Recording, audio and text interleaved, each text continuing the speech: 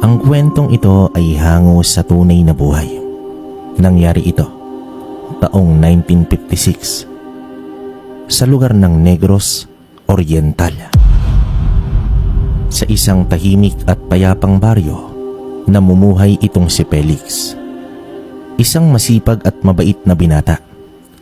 Kasama naman ang kanyang ama na itago natin sa pangalang Cesar.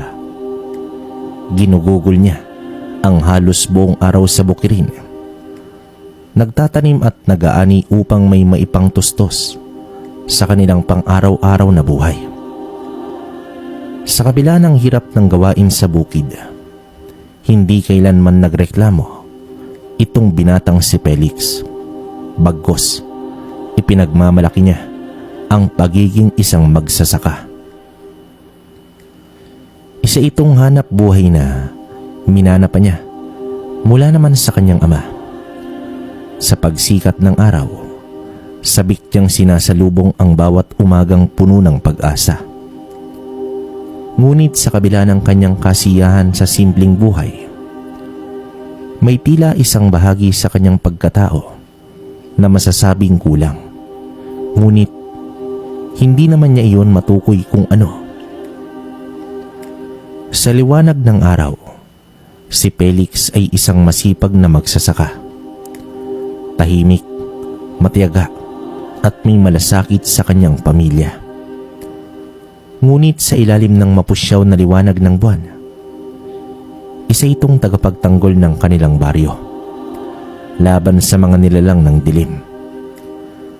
Siya ay naging isang manunugis ng aswang. Matagal nang laganap ang mga kababalaghan sa kanilang bayan. Maraming gabi na ang may nawawalang hayop at may mga kwento ng biglaang pagkakasakit ng mga bata na hindi naman maipaliwanag ng albularyo. Alam naman ng mga matatanda na hindi ito pangkaraniwang sakit.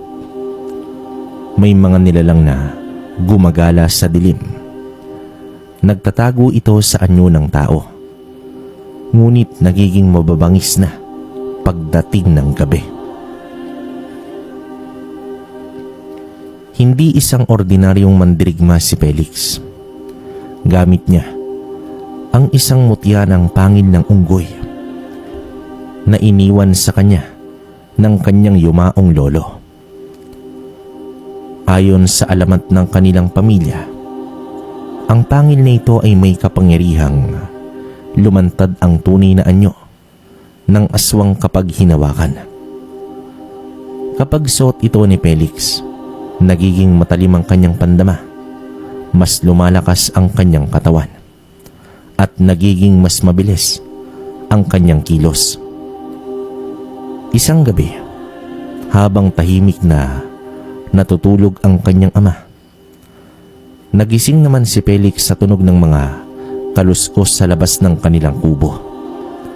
Dahan-dahan niyang dinukot mula sa kanyang dibdib ang mutya at naramdaman niya ang kilabot na bumalot sa kanyang katawan. Alam niyang may aswang na naman sa paligid. Huminga ito ng malalim. Kinuha niya ang kanyang itak at lumabas ng bahay. Sa kabila ng malamlam na liwanag ng buwan, nakita niya ang isang anino na gumagalaw sa pagitan ng mga puno ng saging. Ang kanyang hinala ay tama talaga. Hindi ito isang pangkaraniwang nilalang. Ngayong gabi, malalaman natin kung sino ka. Bulong niya sa kanyang sarili habang mahigpit na hawak ang mutya at ang itak. Maya-maya pa sa kanyang harapan, unti-unting nagbago ang anino.